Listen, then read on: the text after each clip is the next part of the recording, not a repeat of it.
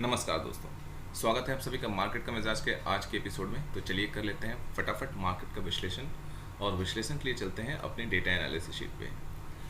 तो data analysis sheet पे चलने से पहले आप लोगों से रिक्वेस्ट है कि यदि आप मेरे चैनल को पहली बार विजिट कर रहे हैं तो चैनल को जल्दी से सब्सक्राइब कर लीजिए और बेल आइकन को प्रेस कर दीजिए, ताकि वीडियो अपलोड होने के साथ ही आपको नोटिफिकेशन मिल जाए और आप कोई भी वीडियो मिस ना कर पाएँ। तो चलिए चलते हैं अब अपने डेटा एनालिसिस शीट पे और देखते हैं कि कल मार्केट में क्या होने की पॉसिबिलिटीज़ है और मार्केट के जो डोमिनेंट पार्टिसिपेंट्स हैं उन लोगों ने क्या पोजीशंस कल के लिए ले रखा है। मार्केट में फॉल आने वाली है या मार्केट में अभी भी फर्दर रैली कंटिन्यू रहने की उम्मीद है। तो चलते हैं डेटा एनालिसिस शीट पे। ये आ गए हम अपने डेटा एनालिसिस शीट पे। सबसे पहले एफआईआईज़ की आज की एक्टिविटीज़ को यहाँ पे हम लोग डिकोड करेंगे। तो यहाँ पर एफआईआईज़ ने आज के दिन एक बड़ा शॉर्ट बिल्डअप करा है। तो फ्यूचर में इस लेवल पे ये बड़ी शॉर्ट वीकनेस का संकेत है, लेकिन फ़िलहाल इसे वीकनेस नहीं कंसिडर करके चलेंगे। रीज़न ये है कि अभी एफआईआईज़ जो है वो कैश मार्केट में ताबड़तोड़ बाइंग कर रहे हैं। तो ये शॉर्ट पोजीशंस एफआईआईज़ ने किस लिए बिल्ड करा है, मैं इसे थोड़ी देर में आप लोगों के सामने क्लियर कर दूंगा। नेट पोजीशंस की देखें अगर बात करें तो नेट पोजीशंस जो है एफआईआईज़ की अभी भी काफ़ी बड़ी है और एफआईआईज़ बुलिश है। साथ साथ में कोई यहाँ पे आज के दिन ये शॉर्ट पोजीशंस बनी है, लेकिन इसके अगेंस्ट में कोई लॉन्ग अनवाइंडिंग यहाँ पर एफआईआईज़ ने नहीं करा है। तो इस वजह से यहाँ पर एफआईआईज़ बेरिश होते हुए नहीं दिख रहे हैं, बल्कि ये शॉर्ट पोजीशंस बनाने की वजह कुछ और है। अब बात करते हैं यहाँ पे अगर ऑप्शन में एफआईआईज़ की पोजीशंस की, तो कोई फ्रेश पोजीशंस यहाँ पे नहीं है, लेकिन कुछ एफआईआईज़ ने पुट बाइंग करा है, उसे अभी क्लोज नहीं करा है, क्योंकि यहाँ आप देख रहे हैं टोटल 15,000 कॉन्ट्रैक्ट है, जबकि यहाँ पे लगभग 11,000 के आसपास कॉन्ट्रैक्ट जो है क्लोज हुए हैं, यानी 4,57,000 के लमसम में अभी भी कॉन्ट्रैक्ट ओपन है और ये पुट बाइंग की है। तो यहाँ पर एफआईआईज़ जो है हो सकता है कि कल के दिन बाज़ार थोड़ा नीचे खुले, लेकिन जब तक बाज़ार 19,350 के ऊपर सस्टेन करता है तब तक शॉर्ट नहीं जाना है, या मैं शॉर्ट करना प्रेफर नहीं करूँगा जब तक वन डे बेसिस पे 19,300 के नीचे मार्केट क्लोज नहीं दे देता।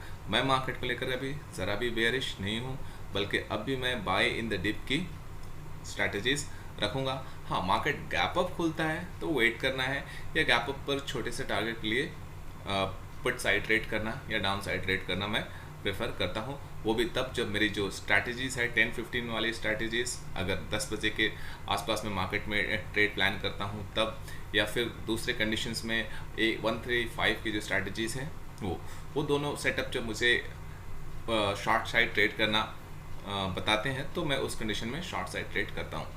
अब देख लेते हैं बाकी मार्केट के पार्टिसिपेंट्स की पोजीशन यहाँ पे। तो आज के दिन एफआईआईज़ के अलावा अगर क्लाइंट की बात करें तो क्लाइंट अभी भी नेट शॉर्ट है, और मैंने पहले भी कह चुका है कि जब तक क्लाइंट शॉर्ट रहेंगे तब तक मार्केट में गिरावट नहीं है, और ये भी एक बड़ी रीज़न है कि फ़िलहाल मैं मार्केट में गिरावट नहीं देख रहा हूँ। अब यहाँ पे अगर देखें तो यहाँ पे क्लाइंट ने क्या करा है, आज शॉर्ट कवर करा है ठीक ठाक पोजीशंस, और दूसरी तरफ अगर प्रॉप को देखें तो प्रॉप ने भी अपने शॉर्ट कवर करें। तो प्रॉप के अब जो नेट शॉर्ट है काफ़ी कम हो गए हैं, इसे फ़िलहाल नेग्लिजिबल समझ सकते हैं, यानी कि अब जो लॉन्ग पोजीशंस है और जो शॉर्ट पोजीशंस है प्रॉप के वो दोनों बराबर है। लेकिन दोनों की तरफ से ये जो शॉर्ट कवरिंग हुई है, ये शॉर्ट कवरिंग मार्केट में स्ट्रेंथ सजेस्ट कर रहे हैं।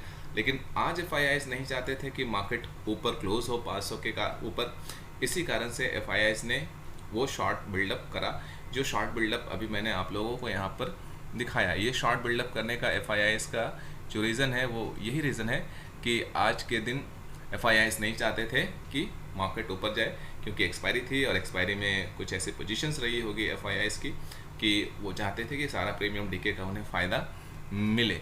इसी कारण से ये शॉर्ट पोजीशंस बिल्डअप करा है, ताकि ये दोनों जो शॉर्ट कवर हुए हैं, इस शॉर्ट कवरिंग की वजह से मार्केट ऊपर जा सकता था, लेकिन इसे अब्जॉर्ब करने के लिए एफआईआईज़ ने शॉर्ट पोजीशन वो बिल्ड करा है। तो वो शॉर्ट पोजीशंस फ़िलहाल मार्केट में गिरावट का संकेत नहीं है। कब तक? जब तक कि थोड़े और फ्रेश शॉर्ट बिल्डअप ना हो जाते हैं और साथ साथ में लॉन्ग अनवाइंडिंग नहीं होती। तो यहाँ पे कोई लॉन्ग अनवाइंडिंग एफआईआईज़ की तरफ से नहीं हुई, तो इस कारण से मैं बेरिश नहीं हूँ। अब अगर ऑप्शन चेन डेटा एनालिसिस की बात करें तो यहाँ पे निफ्टी हमें न्यूट्रल सजेस्ट कर रहे हैं मार्केट के मूवमेंट, यानी कि ना ही बाजार में गिरावट आने वाली है, ना ही शायद कोई कल के दिन में बड़ी तेज़ी होने वाली है।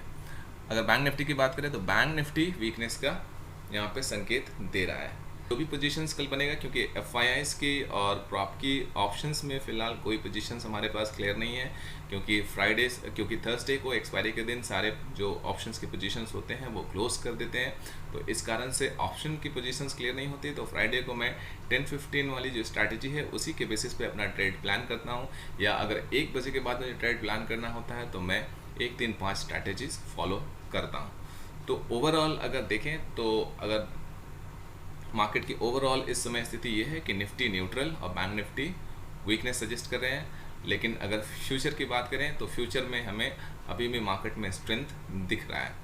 तो डिपेंड करता है कि मार्केट कहाँ ओपन होता है। अगर मार्केट नीचे ओपन होता है, मार्केट में डिप बनता है, तो कॉल बाइंग की अपॉर्चुनिटी रहने ही वाली है। लेकिन अगर गैप अप खुलता है मार्केट तो उस कंडीशन में वेट करना होगा, या तो फिर शॉर्ट साइड की ट्रेड लेकर छोटे टारगेट के लिए ट्रेड करना बेटर रहेगा, और मैं ऐसा ही प्लान कर रहा हूँ। तो बस ये रहा कल को लेकर के मार्केट का विश्लेषण। तो मैंने जो भी इन्फॉर्मेशन आप लोगों के साथ शेयर करा है ये मेरे पर्सनल रिसर्च और एनालिसिस के बेसिस पे है, और मैं 110% गलत भी हो सकता हूँ, इसलिए कृपया कोई बाइंग या सेलिंग टिप्स ना समझे। मार्केट में ट्रेडिंग इन्वेस्टिंग करने से पहले अपनी रिसर्च और एनालिसिस जरूर करें और अपने फाइनेंशियल एक्सपर्ट की सलाह जरूर लें। दीजिए इजाज़त, मिलता हूँ मार्केट के मिजाज के अगले एपिसोड में। तब तक के लिए keep learning, keep trading, bye bye.